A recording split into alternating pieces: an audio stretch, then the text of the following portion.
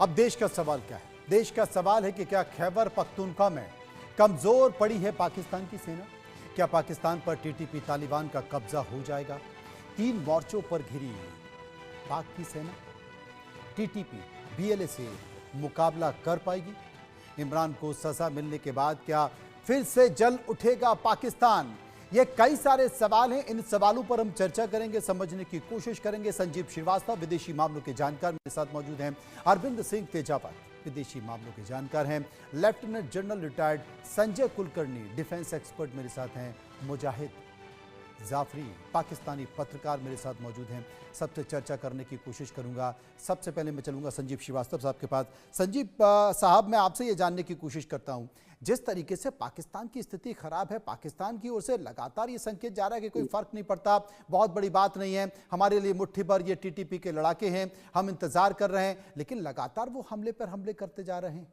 कुर्रम जिले की अगर बात करें तो वहां पर जो राहत सामग्री ले जा रहे वाहनों पर, अब आप सोचिए, ये तो जरूरतमंदों के लिए है कि आप चिकित्सा से जुड़ी हुई चीजें लेकर जा रहे हैं, आप खाद्य सामग्री लेकर जा रहे हैं, लेकिन वहां पर रॉकेट लॉन्चर से हमले कर दिए गए, वहां पर आतंकी हमला कर दिया गया। जी जी मनोज जी, देखिए, पाकिस्तान का यही जो डिनायल है वो पाकिस्तान के लिए आत्मघाती साबित होने जा रहा है। ये बहुत स्पष्ट है। पाकिस्तान आतंकवादी हमले करवाने के बाद भी डिनायल मोड में चल जाता है और आतंकवादी हमले झेलने के बाद भी डिनायल मोड में चला जाता है। और ये जो पाकिस्तान के हुक्मरानों की जो अंधदृष्टि है, ब्लाइंड साइटेडनेस जिसको मैं कहूंगा, उसकी वजह से पाकिस्तान आज बिल्कुल बर्बादी की कगार पे है। उसके अस्तित्व के ऊपर आतंकवादियों ने खतरा पैदा कर दिया है। तहरीके तालिबान पाकिस्तान नामक आतंकी संगठन और Baloch liberation army, Baloch liberation front जैसे अन्य जो संगठन है, वो सभी आज पाकिस्तान के हुक्मरानों को सीधा सीधा टारगेट करते हैं। तहरीके तालिबान पाकिस्तान तो सिर्फ कुछ भागों तक ही सीमित नहीं रहना चाहता, बल्कि वो पूरे पाकिस्तान का तालिबानाइजेशन करना चाहता है, पूरे पाकिस्तान में कट्टर शरिया ला लागू करना चाहता है। और अब तो इस तरीके की रिपोर्ट्स आ रही हैं कि जो तालिबान की सरकार है वो अब खुले तौर पे जो टीटीपी को अपना सपोर्ट दे सकती है, क्योंकि तालिबान की जो सरकार और पाकिस्तान की सरकार के बीच में जो सीमा संबंधी विषयों को लेकर के युद्ध की स्थिति है, और अभी पटकिया में इन्होंने जो एक एयर स्ट्राइक कर दी, उसके बाद तो जिस तरीके से तालिबान उसे रिस्पॉन्ड कर रहा है, उसने अपनी सॉवरेंटी में इसका उल्लंघन माना है इस हमले को। तो ये स्पष्ट है कि तालिबान की जो सरकार है, तहरीके तालिबान पाकिस्तान जैसा आतंकी संगठन है, और अल कायदा के भी अब इसमें शामिल होने की रिपोर्ट सामने आ रही है। और इस तरीके का जो पूरा एक कॉम्बिनेशन, एक जो जबरदस्त इनका जो गठजोड़ बन रहा है तालिबान की सरकार और आतंकवादी संगठनों का पाकिस्तान के खिलाफ, ये पाकिस्तान के हुक्मरानों के लिए, उनके पूरे राष्ट्र के लिए अस्तित्व का संकट साबित होने जा रहा है। वाकई अस्तित्व का संकट खड़ा कर सकता है। ये तमाम सारी परिस्थितियां हैं। पाकिस्तान के पत्रकार मुजाहिद जाफरी इस वक्त मेरे साथ हैं। एक बार मैं उनके पास चलूंगा। मुजाहिद साहब, आप संजीव श्रीवास्तव को बड़े गौर से सुन रहे थे। मैं देख रहा था कि जब वो बोल रहे थे तो आप बहुत गौर से उनको सुन रहे थे। कुछ कहना चाहेंगे उनकी बातों को लेकर?